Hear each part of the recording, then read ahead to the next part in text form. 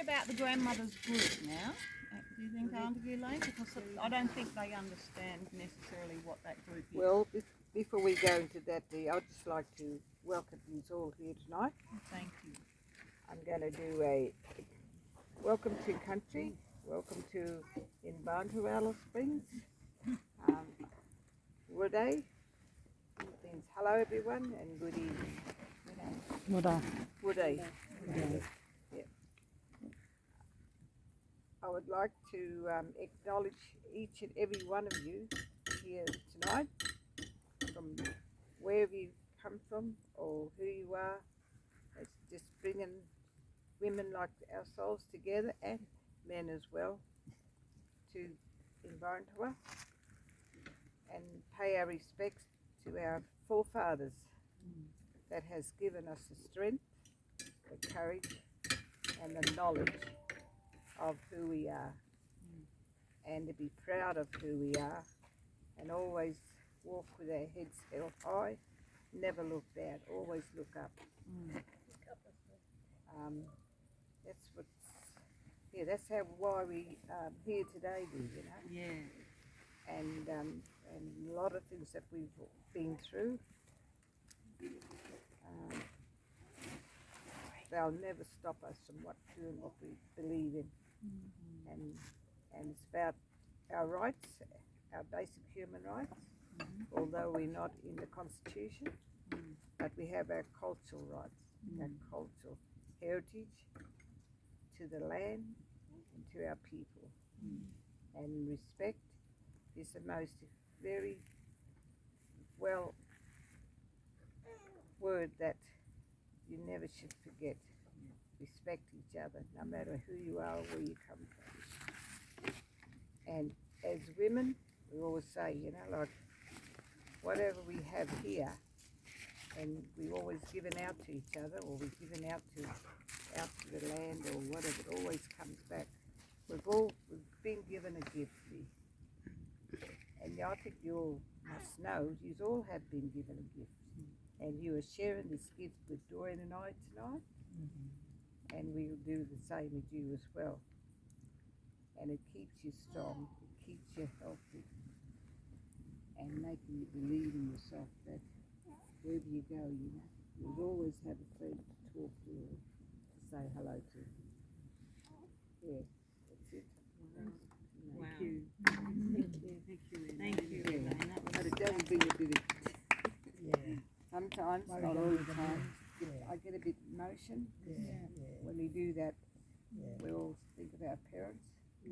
Like I say, they've given us something special, and they did not know what's going to happen in the near future. How do they know? No. Of what we're going through today. No. So that's the gift that our parents has given us, our cultural gift that we hold within us.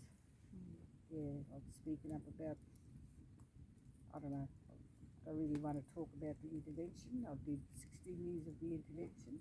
Yeah, we know about it, Yeah, and living out on country, out on our homeland out here on the West Max, when the intervention came in 2007. In doing that, you know, I just thought, nah, this is not who we are. Or, things like that. I said, well, I just took one step back and I thought, nah. And from that day onwards, I've just taken that on board and moved. When I moved into town, because all of our health service, everything was taken away from us from Congress. Yeah. Never got back on the thing that was here and nothing. No, nothing's back to where it was years ago. And to live out on the land that we had no water. We went out and lived like our fathers and mothers were out there before us. I'd throw in a swag on the ground, sleep on the ground, makeshift toilets, showers. That was us surviving out there like they did. Yeah.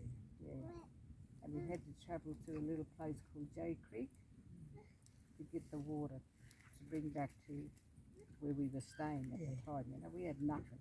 We never had a house. We never had a shed. We just it just makes things like this, you know. And one our water fireplace. truck, it was our water truck wasn't for the get it. And we ended up paying $60 for a bloody truckload of water to bring. That'd be the, don't you go waste that water in the sink now, just leave that to the next washing up. But it's got a bit of thing in there, it's okay. We'll put the rooms away, we had 2 things, and we'll save the other clean water for the next round. So the shower, we used to tell the kids, get in the shower and make sure you get in the shower, give me about 3 minutes and then get out. Because we had to go to get another truckload of water for $60 from town, yeah. So that went on for about a year. We had to pay $60, so everybody was budgeting on water. Yeah. But now, because we got the water from Alice Springs Club running through there now. And when we did get that connected, the water from Alice Springs, there's a reporter from Alice Springs went out there one day and he was talking to a group of our families, like Angie and Nakudong, you know. Yeah. And where we were living was called the Wupataka Land Trust. It was freehold land. And then it went into, what was it then after that? It was freehold land, and we got, when the Land Rights Act was in place then. But anyway, out of that, they called it the Golden Mile. Because we got water from Alice Springs. But we were still paying for the water, getting carted out at home. But we did have water tanks that used to come up and fill our water tanks. Yeah, but then we had problems with the horses. They damaged everything. They broke all our taps, and water was running everywhere down the creek and everything. Oh my God. So they ended up putting those taps. They used to break it with every tap that we had horses would go along. The people next door, the people next door, that wasn't their horse, it was just the horse from down upward. And all the horses would go, every house would break all of our taps. Yeah, they were smart horses. Yeah, they were smart horses. What the hell is the tap? There's no water in the tap's breaking. Oh, you can see horses track. Nah, they couldn't have done that anyway. So they're going to come out and put in the special taps on for us, then those taps that you take off. The horses didn't do that anymore. They didn't put all of those things. How smart of them in the end. Yeah, they used to tap the tanks. Tap, yeah. Snap them. Yeah. And in your group, you sort of keep each other strong, don't you, in the grandmother's group? We do. And you hope to talk to the future children and grandchildren? We invite them and we tell them, join how to come and listen to what we're saying, because we Elaine and I, like the story is, I lost my little daughter and I was home, and then she got me out of that rut because I was there. I didn't know what to do with myself for 3 years nearly. So she said, get out and take you to Catherine. So we went to Catherine, and that was the best trip. All the women, 14 of us traveled to Catherine for trekking. And I thought, my God. I come alive sort of thing. So I'm not sitting around and back, and that's why she speaks out. Up like so you become much more active in. But I always been active. I was looking after my daughter. And but I mean, you believe in yourselves as gonna get this grandmother's thing happening. And no, we didn't. And we went for a drive because I ended up getting back behind the wheel and go for a drive. And I said to her, where did all these kids come from? And I said, there's about like 40 kids. Well, I've been home, looking after my own daughter, my own family at home that had a disability and everything. So I would stay home and do everything every day, 24/7. So this happened, and then all of a sudden I was out in the street and go for a drive. Counted all these kids. Where are they from?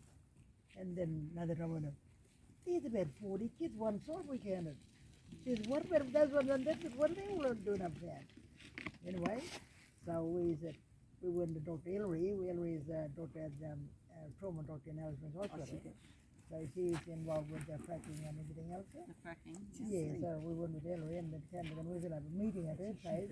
So we should get a group of us grandmothers and see what these children are doing up there. And we need to find out where the parents, what are they doing, where they were coming from.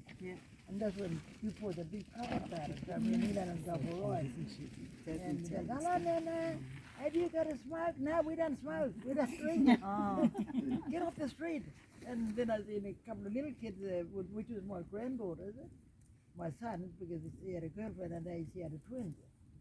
Well, those two kids, they were in trouble by they didn't feed anything, but they were getting around with the group, and they fed, blonded, beautiful little, like a little random doll there. And then you'll see all the Aboriginal kids, like about 10 of them, and you'll see two blonde-headed ones. There they are. Get in here. Get in the car, taking you back home. And I don't want to see you uptown again after dark, okay? So I started putting my foot down. And otherwise I'll go and see your mother. Because she was drinking and doing all the other silly things. She said, doing it. The bridges, water's under the bridge. There's never been water under the bridge. And you look after those kids. They're still school age. I said, you make sure you send them to school. I said, otherwise I will be around there. So we put her in her place. So she's become a different person. And them kids are angels now. Wow. They got a job and well done. Well yeah, done. they just so lovely. And they always say, Nana, would you like us to come up and help you clean the house? Yeah, they always offering. They're beautiful. And they said, no, don't worry. We see the kids in the street with him. Oh, what have we done? We're doing better than what they do, and they're still out in the street. So they keep away from the kids there.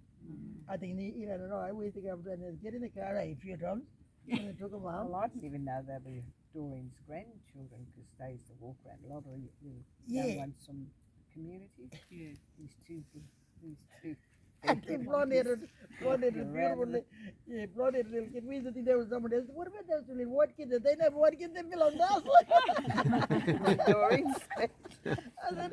And anyway, and Jimmy, their father, not father, their stepfather, and everybody would say, when were those kids going to? I thought they left town. And they said, so that's not Jimmy's kid. And they said, somebody said, is that your father? No, we're looking for our father. Anyway, I said, I'll go look for them. I was driving down Congress in the south road near the Tracker Park Oval. And I said, I'm going to go look for them kids. This is the first time. So I'm driving along. And you'll see them. There'll be half a dozen little Aboriginal kids and two little blonde. I spotted them at Congress. So they stick out. They stick out. Yeah, they stuck out like I don't know what. Anyway, come here, you two. They said, are you Josie's kid? Yeah. And said, well, I'm your grandmother. I'm your father's mother. Get in the car. Because I said, now, what are you doing? And where's your mum? I said, so I took up town, bought some food. And I said, look, if you need help, my door's open, my gate's open, my door's open, come anytime if you need anything. Well, you wouldn't believe it, after that invitation, we had all the kids camping there.